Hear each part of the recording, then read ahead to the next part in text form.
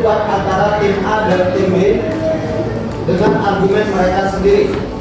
Silakan saya berikan waktu untuk tim A memberikan argumen kelompoknya. Waktu 2 menit dimulai dari sekarang. Baik, terima kasih sebelumnya.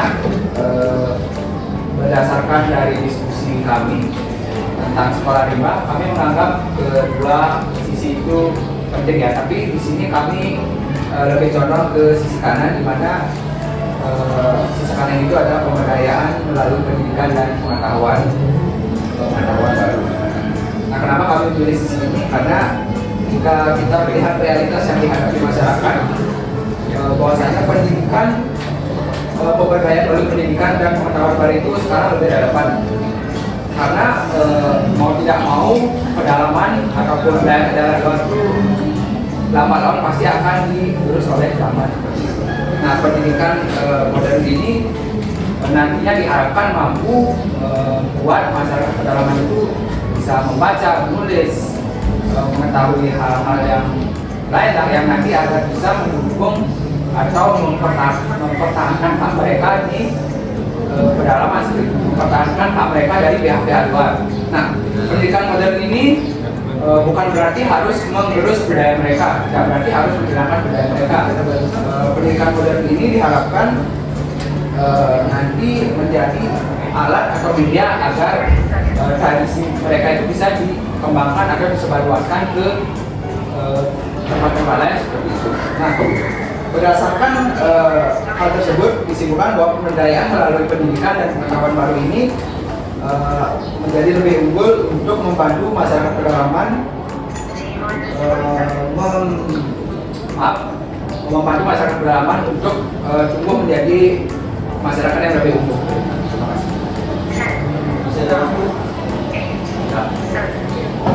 Selanjutnya saya berikan waktu 2 menit untuk tim B. Menjaga, silakan. Baiklah, terima kasih atas kesempatannya. Dari pihak lawan tadi menjelaskan bahwa pemberdayaan melalui pendidikan itu sejalan dengan adanya modernisasi. Nah, kami memahami bahwa modernisasi itu adalah bagian dari perubahan zaman yang tidak dapat kita hindari. Seperti itu. Namun yang perlu kita pahami bersama adalah bahwa modernisasi itu tidak selalu harus berarti meninggalkan nilai-nilai tradisional yang sudah ada. Jadi, jika pendidikan hanya dipandang sebagai alat untuk mendorong modernisasi, maka ada resiko bahwa budaya serta pengetahuan lokal itu pengetahuan lokal masyarakat adat itu akan dianggap kurang penting dan bahkan ditinggalkan seperti itu. Padahal masyarakat adat itu telah memiliki sistem pengetahuan yang diwariskan secara turun-temurun. Nah, pengetahuan ini lahir dari pengalaman hidup mereka sendiri dan sangat berkaitan juga dengan lingkungan tempat mereka tinggal seperti itu. Nah, contohnya pengetahuan tentang alam. Nah, cara mengelola sumber daya tersebut kita bisa sangat bijaksana untuk mengelola sumber daya tersebut serta nilai-nilai kebersamaan yang menjaga keharmonisan kehidupan komunitas. Nah, jika pendidikan formal itu diterapkan tanpa mempertimbangkan hal-hal tersebut, alam-alam tersebut, maka modernisasi itu justru berpotensi untuk menjauhkan generasi muda dari identitas budaya mereka sendiri. Nah, generasi muda itu mungkin akan lebih mengenal sistem dari luar komunitas mereka. Tapi pada saat yang sama mereka juga bisa kehilangan keterhubungan dengan nilai dan tradisi yang telah lama mereka bangun. Oleh karena itu pemberdayaan melalui pendidikan seharusnya tidak hanya berorientasi pada modernisasi. Nah, dengan pendekatan ini, pendidikan itu tidak akan menghilangkan identitas budayanya, tapi justru dapat membantu masyarakat adat untuk menghadapi perubahan zaman tanpa harus kehilangan jati diri mereka sebagai sebuah komunitas. Sekian dari saya dan terima kasih. Baik, terima kasih. Selanjutnya saya berikan waktu untuk tim A. Silakan. Terima kasih atas waktunya moderator. Di sini saya ingin menambahkan atau menyalahkan pernyataan dari tim B. Lalu saya menambahkan, jadi sebelum adanya pendidikan modernisasi ini, kita pasti sebelumnya akan ada pendidikan tradisional dan pastinya sebelum kita menuju ke pendidikan modern, kita pasti mengikuti tahap-tahap sebelum akhirnya kita mengikuti pendidikan modern. Jadi pendidikan modern itu pasti kita bakal banyak memperhitungkan bagaimana caranya kita mendekati penduduk-penduduk yang agak pedalaman gitu. Jadi kita pasti banyak pertimbangan yang harus kita timbangkan bagaimana cara kita menjaga modernisasi itu supaya tidak menyinggung pendidikan tradisional yang akhirnya sudah dicap sebagai pendidikan yang akan lupa akan tradisional dan lain-lain. Kita akan tetap menjunjung tinggi tradisional yang ada pada pendidikan tradisional, tapi setidaknya kita bisa mengubah pola pikir anak-anak yang pedalaman yang sudah mengikuti zaman tradisional yang digurui oleh alam itu sendiri. Kita juga harus bersinambung karena kita sama seperti tadi rekan saya berbicara bahwa semua akan lambat laun akan mengikuti zamannya. Mungkin seperti itu jawaban tanggapan tambahan dari saya. Bisa dong. Selanjutnya silakan Terima kasih atas kesempatannya. Di sini saya ingin pertanyaan sedikit. Tadi kan disampaikan bahwa pendidikan modern itu bisa disesuaikan dengan adat yang ada. Tapi pada kenyataannya daerah-daerah kita sekarang yang kita kenal sebagai perkotaan dahulunya juga kan punya adat mereka. Kenyataannya mereka juga sudah terkikis gitu sama modernisasi, lupa sama tradisi, lupa sama adat mereka. Contohnya di perkotaan di daerah Jakarta itu, mereka kalau kita tanya tentang kebudayaannya mereka, kebanyakan anak muda itu sudah tidak tahu tentang hal itu. Siapa yang bisa menjamin kalau pendidikan modern yang dimasukkan ke dalam daerah pedalaman itu benar-benar tetap menjaga tradisi dan tidak mungkin seperti yang sudah terjadi di perkotaan.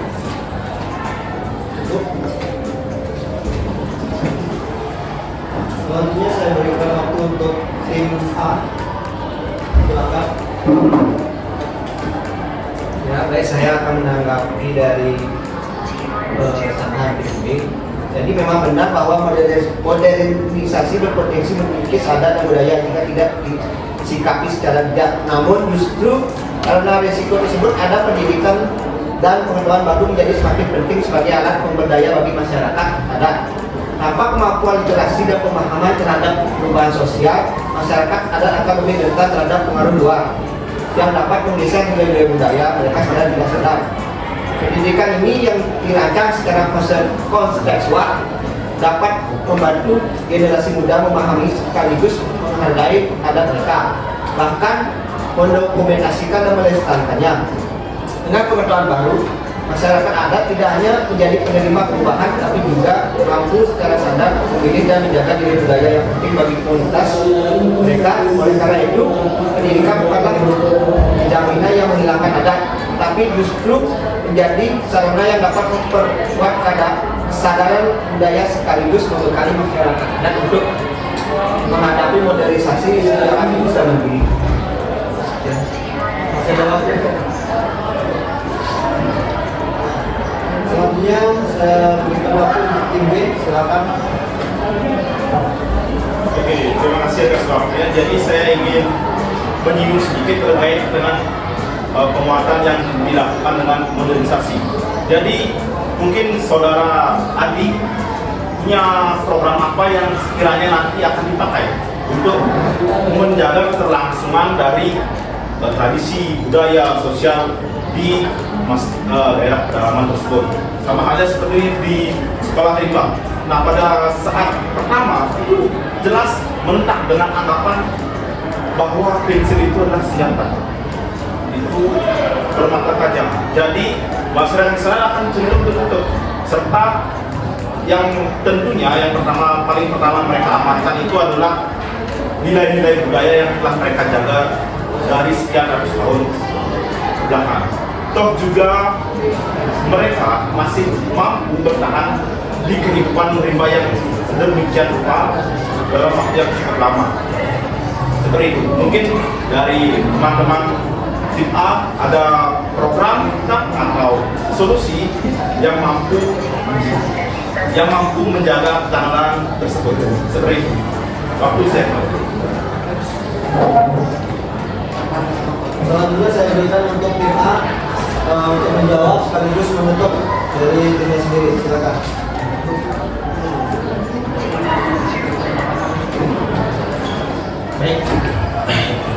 saya akan menjawab tentang programnya untuk program-programnya. Program yang dilakukan misalnya pendidikan literasi berbasis budaya, itu yang pertama. Selain itu juga kembali juga pendidikan itu bukan sebagai program pembelajaran, melainkan untuk mengintegrasikan nilai-nilai pada peserta didik yang di sekolah rimba. Jadi selain itu juga ketika sudah diintegrasikan dengan nilai-nilai pendidikan, maka mereka itu bisa yang bisa nanti membedakan yang mana benar dan salah gitu, sehingga kemampuan berpikirnya bisa lebih kritis lagi. Jadi yang tadi dikatakan berkata tajam itu yang pensil itu menafsirkan sejadinya, jadi bisa jadi jahat, bisa jadi baik. Nah, contoh kembali lagi ke program yang bisa dilakukan yaitu pendidikan literasi berbasis budaya, yaitu pembelajaran membaca dan menulis menggunakan cerita rakyat, pengalaman hidup, cerita serta nilai-nilai adat sebagai materi belajarnya. Selain itu nanti ada yang peserta didik yang kemampuannya tidak bisa cepat.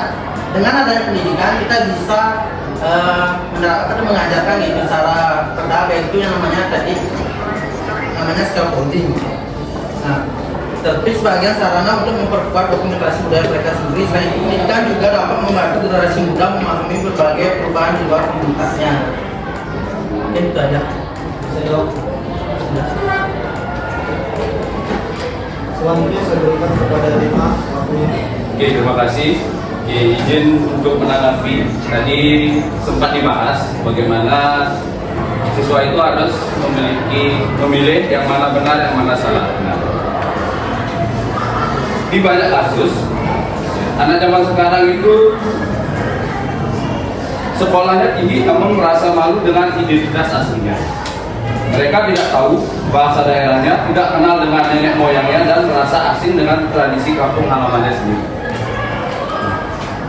Seperti pohon yang tinggi, tapi akarnya tegak. Nah, sekolah adat itu justru menguatkan akar itu. Dengan sekolah adat, anak-anak akan merasa bangga menjadi bagian dari komunitasnya. Mereka mengerti sejarah, mencintai tanah airnya, dan memiliki kepercayaan diri yang kuat. Mereka tidak perlu ikut-ikutan tren luar negeri hanya untuk merasa hebat. Karena mereka tahu bahwa warisan budaya mereka sendiri jauh lebih bernilai dan berharga.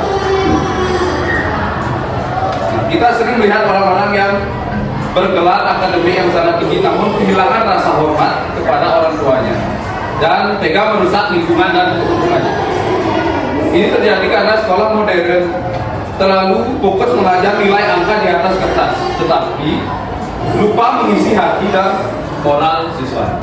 Saya dan saya kembalikan ke Gubernur. Cukup? Silakan saya berikan waktu untuk tim B memberikan argumen yang paling kuat serta memberikan kesimpulan. Silakan. Baik, terima kasih. Berdasarkan seluruh argumen yang dibawakan dan kelompok sama juga, bahwa kamu tetap teguh pada mosi yang kamu pegang, yaitu menjaga kemurnian tradisi dan adat adalah yang paling utama. Bahkan jika diperhatikan, pihak lawan sebenarnya sudah mengakui sendiri bahwa modernisasi itu beresiko terhadap adat-adat dan juga budaya. Nah, ini menunjukkan bahwa ancaman tersebut nyata, dan mereka mengatakan pendidikan bisa melestarikan budaya, tapi kenyataannya pendidikan formal sering membawa nilai modernisasi yang justru menjauhkan masyarakat adat tersebut atau adat itu. Contohnya sudah kita lihat di kota besar yang telah disampaikan pembicara kedua. Di Jakarta banyak anak-anak yang tidak tahu adatnya mereka sendiri, krisis identitas adat.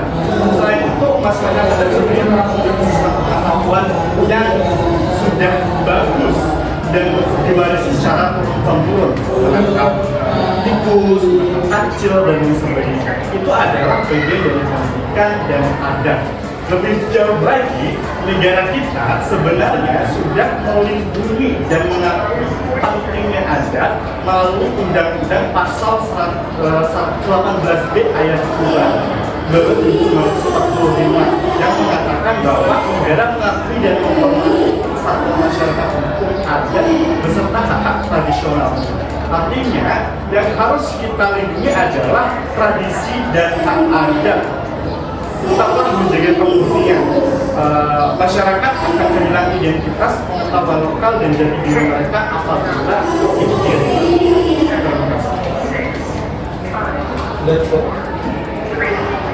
Baik, terima kasih atas argumennya dari tim A dan tim B, sekaligus juga menutup. Dari saya juga sudah cukup. Saya tutup, sekian dan terima kasih.